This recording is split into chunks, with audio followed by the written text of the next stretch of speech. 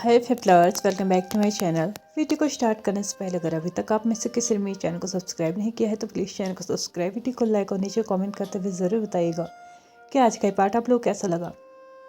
I know आप लोग सभी एफएफ्स का वेट कर रहे हैं, बट थोड़ा बिजी होने के कारण मैं मे बी कल भी कोई वीडियो अपलोड ना कर पाऊँ, लेकिन आज मैं इसका यानी कि the Hunter become a pray का नेक्स्ट पार्ट स्टार्ट करते हूँ। तो चलिए इसे स्टार्ट करते हैं। लास्ट पार्ट में हमने देखा था कि लैन वांगजी ने विंग को बचाया था, जो कि ऑलमोस्ट एक कार से हिट होने वाला था। यहाँ पे लैन वांगजी उसको उसके साथ दूसरी साइड तो ले आया था, लेकिन कॉलेज के एंट्रेंस पे आते ही उसने उसको वहाँ पे छोड़ दिया, तो बहुत ज़्यादा डांटने के बाद। लेकिन अभी भी विंग उसको बिल्कुल देखे जा रहा था। उसको ना एक अलग सी फीलिंग अपने अंदर हो रही थी, जैसे कि मतलब वो कितना भी उसके साथ रूड बिहेव करे, थोड़ी सी बदतमीजी से बात करे, लेकिन फिर भी वो कहीं ना कहीं उसकी केयर कर रहा है, उसको प्रोटेक्ट कर रहा है चीज़ों से। और ये सारी चीज़ें ना विंग को काफ़ी असर कर रही थी। उसे ऐसा लग रहा था कि शायद वो धीरे धीरे ना लैन वांगजी में खोते जा रहा है, या ये कहो कि लैन वांगजी पे अपना दिल हारते जा रहा है। विंग ने धीरे धीरे अपने कदमों को बढ़ाना स्टार्ट किया और वो भी अब कॉलेज के अंदर पहुंच चुका था। कॉलेज जाने के बाद वो अपने क्लास में जा चुका था और लैन वांगजी अपने क्लास में गया था, कहीं और कोई नहीं जानता।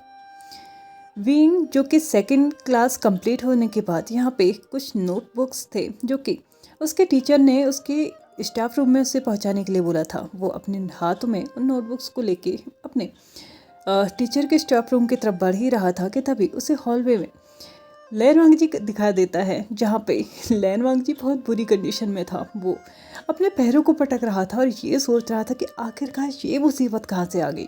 विंग ने धीरे धीरे अपने कदमों को उसके पास बढ़ाया तो उसके हाथों में कुछ पेपर्स भी थे। विंग ने लैन वांगजी से पूछा कि क्या हुआ है, वो इतना अनॉयड क्यों लग रहा है। तो यहाँ पे विंग को चिल्लाते हुए लैन वांगजी बोलता है, तुम्हें क्या मतलब है, अपने काम से काम रखो ना। तो यहाँ पे विंग उसको रिप्लाई करता है, हाँ मैं जानता हूँ ये मेरा काम नहीं है, लेकिन तुम मुझे बता सकते हो, मे बी मैं कुछ हेल्प कर पाऊँ। तो यहाँ पे लैन वांगजी उसको चिल्लाते हुए बोलता है, चुपचाप चले जाओ यहाँ से, तुम और मेरी हेल्प, क्या बकवास है, तुम मेरी हेल्प कैसे करोगे। तो यहाँ पे विंग लैन वांगजी को फिर भी थोड़ा सा शांत करते हुए बोलता है, प्लीज़ एक बार अपनी प्रॉब्लम तो बताओ, हो सकता है मैं हेल्प ना कर पाऊँ, बट एटलीस्ट कोई सजेशन ही दे पाऊँ। तो यहाँ पे लैन वांगजी फाइनली अनॉयड होते हुए विंग को बताता है कि अभी अभी टीचर ने मेरी अच्छी क्लास ली है और उन्होंने मुझे बोला है कि अगर अगले 3 दिनों में मैंने अपने असाइनमेंट्स कंप्लीट नहीं किए तो वो मुझे बहुत बड़ी सज़ा देंगे, और इस बार तो वो शायद मुझे टर्मिनेट भी कर सकते हैं, आई मीन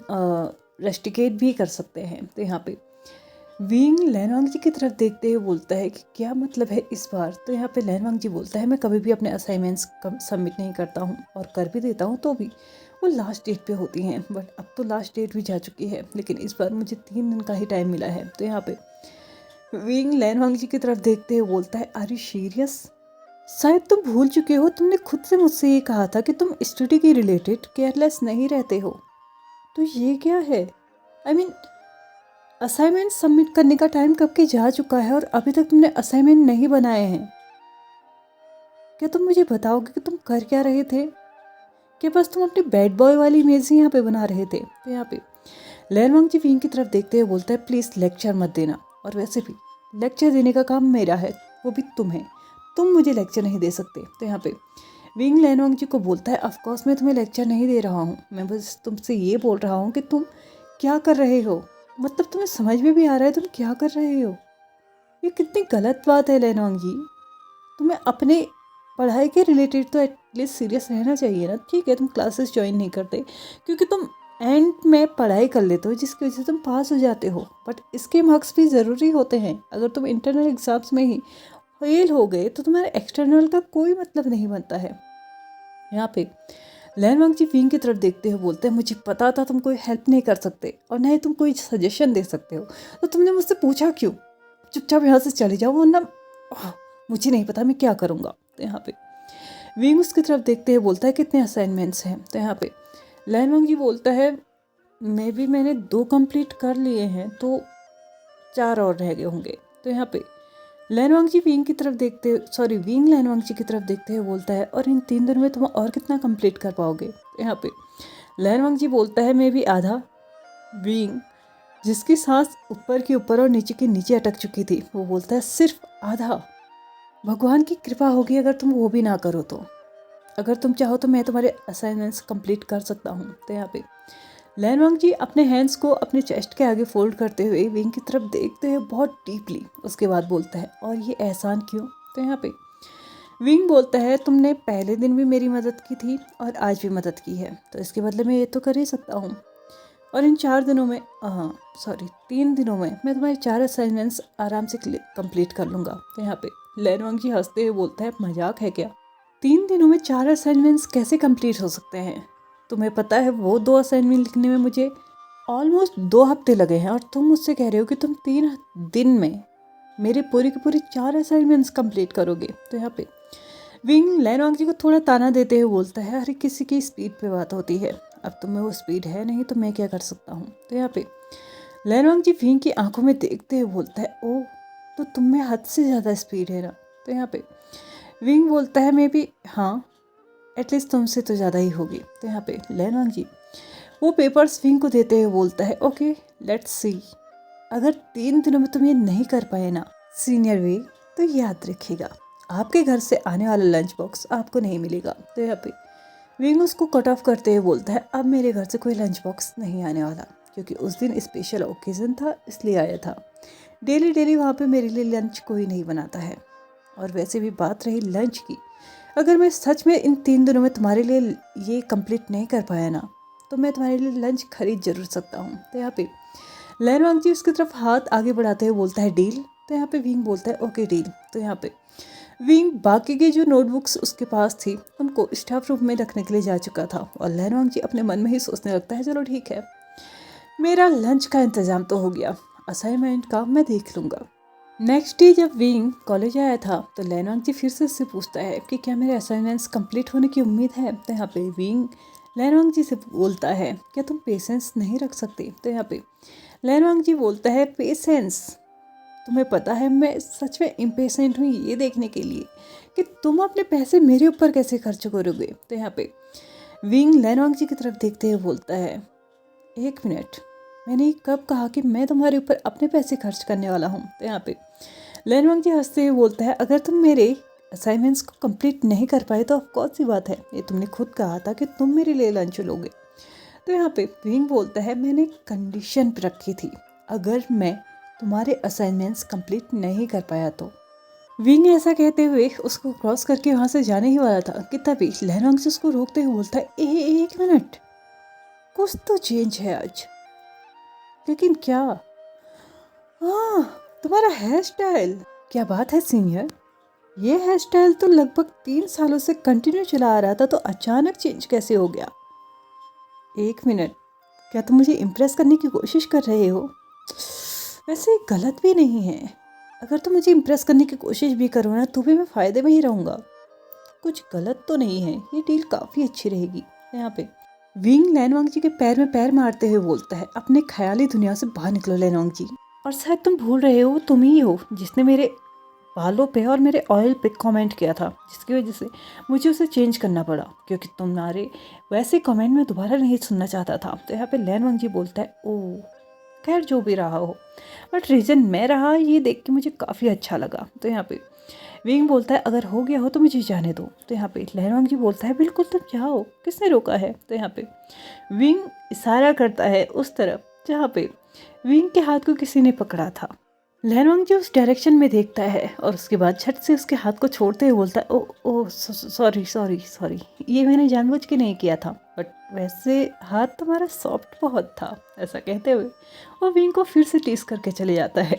विंग वहाँ पे एकदम खड़ा रह जाता है और सोचते लगता है कि क्या क्या चीज़ें हो रही है मेरे साथ, मतलब ये मुझे टीस कर रहा है और मुझे ये पसंद भी आ रहा है, और ये बात कहीं ना कहीं सच तो है, इसी के लिए तो मैंने हेयर स्टाइल चेंज की है। शायद तुम बदल रहे हो विभूजान, बट तुम नहीं जानते ये बदलाव सही भी है या गलत। स्कूल का बैड बॉय, जो भी होगा देख लिया जाएगा। विंग अपने आप में ही बहुत कुछ बड़बड़ाते हुए फाइनली अपनी क्लास में जा चुका था, और इसी के साथ 2 दिन और निकल चुके थे। लैनवांग जी जो कि इम्पेशेंटली वेट कर रहा था कि विंग उसके पास आएगा, उसके बाद बोलेगा सॉरी मैं तुम्हारे असाइनमेंट्स को कंप्लीट नहीं कर पाया, बट बैड लक ऐसा हो नहीं पाया क्योंकि सुबह आते ही सबसे पहले विंग ने उसको 4 फाइल्स पकड़ाई थी जो कि उसी के असाइनमेंट्स की थी। और विंग ने उसको क्लियरली बोला था कि मैं जानता हूँ ये मैंने पहले नहीं बोला, बट इन असाइनमेंट्स को कंप्लीट करने के बदले मुझे भी तो कुछ ना कुछ मिलना चाहिए ना। तो यहाँ पे लैनवांग जी विंग की तरफ देखते हुए बोलता है तुम्हारा दिमाग ठीक है? आई मीन तो तुम पागल वागल तो नहीं हुए ना? तुम्हें पता है हर एक असाइनमेंट पे लगभग 20 पेजेस लिखने थे और तुमने 4 असाइनमेंट सिर्फ 3 दिनों में कंप्लीट किया है। 1 मिनट, मैं श्योरिटी के साथ कह सकता हूँ कि तुमने 20 पेजेस तो नहीं लिखे होंगे, और अगर लिखे भी होंगे तो भी शॉर्ट लिखा होगा, और लिखा भी होगा तो शायद वर्ड्स के बीच में डिस्टेंसेस रखे होंगे, और अगर ऐसा भी नहीं किया होगा ना तो भी मुझे यकीन है तुमने सबसे गंदी राइटिंग बनाई होगी, इसीलिए इतनी जल्दी हो गया। तो यहाँ पे भी अपने एक आईब्रो को उठाते हुए बोलता है तुम ना सच में नहीं सुधर सकते। मतलब तुम्हें क्या लगता है तुम नहीं लिख सकते तो कोई और भी नहीं लिख सकता क्या? और रही बात इसके अंदर मैंने कैसा काम किया है, तुम बाहर से ही देख के कैसे कह सकते हो? क्या तुम्हें नहीं पता है कि वो कहावत है कि किताब को उसकी कवर से जज नहीं करना चाहिए। डोंट जज ए बुक बाय कवर। अंदर देख लो, हो सकता है कुछ चेंजेस हो, कुछ अच्छा हो। हाँ बहुत अच्छा भले ही ना होगा, लेकिन एटलीस्ट इतना तो होगा तुम दिखा सको। तो यहाँ पे लैनवांग जी अपने साइड लिप्स से स्माइल करते हुए ये सोचता है कि भैया अब तो मौका मिलेगा जिससे ये उसको ना थोड़ा टीज करेगा, बोलेगा कि भैया तुमने यहाँ पे ये गलत किया है, वो गलत किया है। उसने जैसे ही फर्स्ट फाइल खोला तो वो दंग रह चुका था। वो अपने आप में ही सोचने लगता है कि क्या है ये कोई राइटिंग नहीं है, ये तो ऐसा लग रहा है जैसे कि जमीन पे बहुत सारे एक साथ बहुत सारे मोती बिखरे हों। मतलब इतना अच्छा कोई कैसे लिख सकता है? यहाँ पे लैनवांग जी एक साइड से इस राइटिंग को देख रहा था तो दूसरी साइड से अपनी राइटिंग इमेजिन कर रहा था। वो राइटिंग नहीं होती है, वो राइटिंग पेजेस में ऐसा लगता है जैसे कि 2-4 स्पाइडर्स चल रहे हैं। मतलब उनके हाथ पाँव नाक टांग इतनी लंबी चौड़ी छोटी मोटी, उनका कोई एक साइज ही नहीं होता।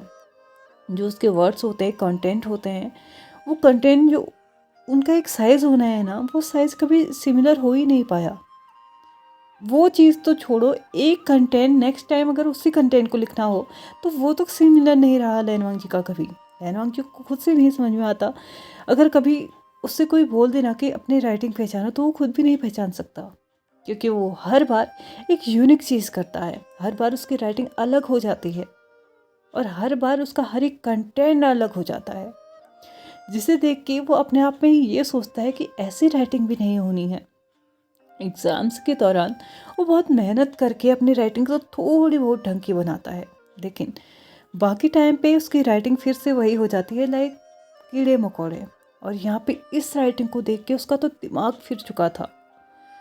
उसने नुक्स निकालने के लिए एक एक पेज को टर्न किया, बट वो निकाल नहीं पाया। इतना टाइम नहीं था कि वो डीपली उसे चेक कर पाए। उसने फटाफट से 4 के 4 फाइल्स को चेक किया ऊपर से ही, और उसके बाद विंग से बोला तुमने पक्का किसी की हेल्प ली होगी। तो यहाँ पे विंग अपने बैग पे जो उसने बैग लटका के रखा था ना, उसको अपने हाथों में लेता है, उसमें से एक नोटबुक निकालता है, उसके बाद लैनवांग जी को देते हुए बोलता है ये मेरी नोटबुक है, तुम इसमें से एक एक कंटेंट एक एक वर्ड इसमें मैच कर सकते हो। अगर तुम्हें एक भी वर्ड एक भी कंटेंट अगर ऐसा लगे ना कि अलग है, सिमिलर नहीं है, तो तुम कह सकते हो कि मैंने हेल्प ली है। अगर तुम एक गलती इसमें निकाल दो, एक जगह तुम ये कह दो कि यार ये जो राइटिंग है ना इस राइटिंग से अलग है, तो मैं मान लूँगा कि मैंने सच में हेल्प ली है। हर कोई तुम्हारी तरह नहीं होता लैनवांग जी। अपने काम अगर सर पे लिया है तो उसको करना हर किसी की रिस्पॉन्सिबिलिटी होता है, और मैंने किया है। ऐसा कहते हुए वो लैनवांग जी के हाथ से उस नोटबुक को ले लेता है और वहाँ से जाने लगता है। लैनवांग जी जो कि सच में बहुत ज़्यादा सरप्राइज थे ये देख के कि एक तो बंदे ने इतना क्लियर काम किया है, ऊपर से इतनी स्पीड अप में काम किया है, और यहाँ तक कि उसके सारे के सारे क्वेश्चंस भी कवर अप किए हैं। ऐसा कैसे हो सकता है? बट जो भी हो, उसका काम तो हो ही चुका है ना। लैनवांग जी ने जल्दी से अपने कदमों को स्टाफ रूम की तरफ बढ़ाया और वहाँ जाके अपने असाइनमेंट्स सबमिट कर दिए। लंच ब्रेक के टाइम पे विंग फिर से कैफेटेरिया में मिल चुका था लैनवांग जी को। लैनवांग जी जल्दी से उसके पास आते हुए बोलता है, तुम्हें पता है आज मेरी कितनी तारीफ हुई है। हालांकि मैं जानता हूँ वो तारीफ बिल्कुल तुम्हारी थी, पूरा अधिकार तुम्हारा था, उसमें बिल्कुल भी मेरा कोई भी कंट्रीब्यूशन नहीं था, लेकिन फिर भी वो तारीफ ना मुझे बड़ी अच्छी लगी। तुम्हें पता है वो राइटिंग, आहा।